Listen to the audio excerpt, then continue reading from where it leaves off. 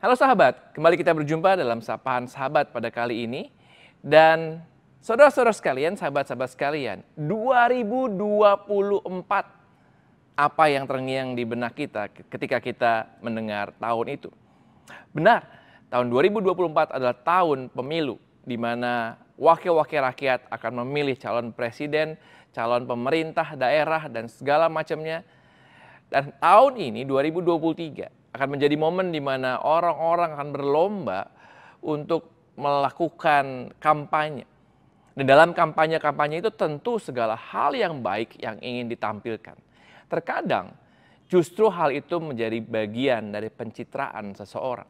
Kenapa? Karena bagian-bagian yang tidak menyenangkan, bagian-bagian yang tidak baik, tentu tidak ingin di-highlight, tentu tidak ingin dipertontonkan, diperlihatkan kepada masyarakat. Padahal dalam diri kita semua ada masing-masing hal-hal yang baik dan ada hal-hal yang kurang baik yang kita miliki. Pun demikian dengan kita. Setiap orang ingin menampilkan apa yang baik dan bukan apa yang tidak baik. Jika kita memperhatikan dalam sosial media, kita lihat di Instagram misalnya. Ya, orang-orang berusaha berlomba untuk menampilkan hal-hal yang indah, hal-hal yang baik, dan tidak menampilkan hal-hal yang lain yang tidak mereka inginkan. Saya tidak pernah melihat ada orang yang menampilkan feeds atau reels tentang mereka saat bangun tidur dengan muka yang berantakan. Tidak menampilkan kamar yang berantakan atau tempat-tempat yang tidak menarik. Semua yang menarik. Semua ingin membangun satu citra yang baik di depan orang-orang lain agar mereka bisa melihat si A, si B, atau saya sebagai orang-orang yang baik. Kadang-kadang kita lupa bahwa Allah menciptakan kita dengan amat sangat baik. Dan lupa juga bahwa kita adalah makhluk manusia yang berdosa yang punya kelemahan-kelemahan. Dan kelemahan-kelemahan itu tidak seharusnya ditutup-tutupi.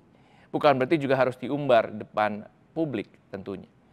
Tetapi terkadang kita malu, kita tidak mau orang lain melihat apa yang kurang baik yang ada dalam diri kita. Kadang-kadang kita mencoba memolesnya supaya kita terlihat lebih baik.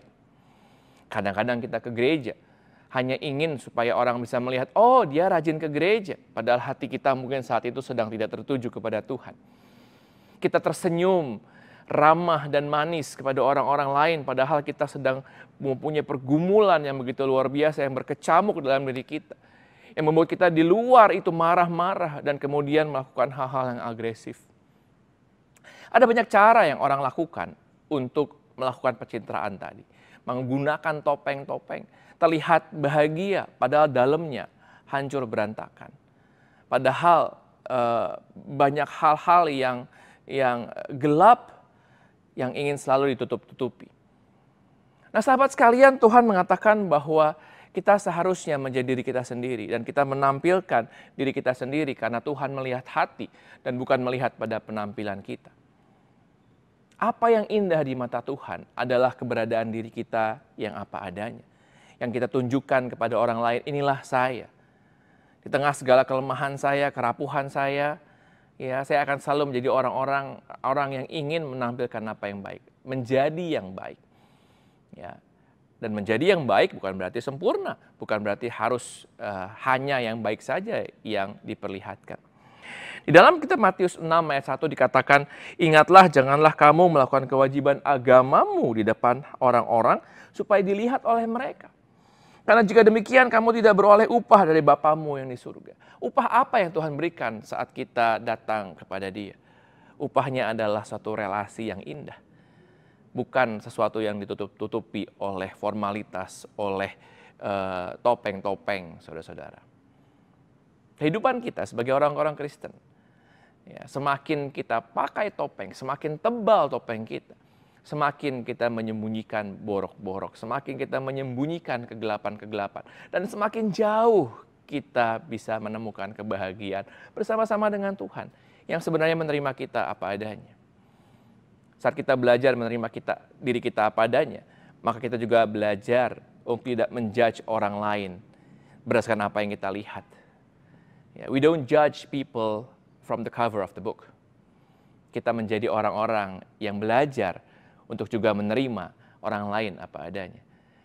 mengenal mereka terlebih dahulu, membangun relasi juga untuk bisa kemudian mengetahui apa yang ada di dalam hati mereka.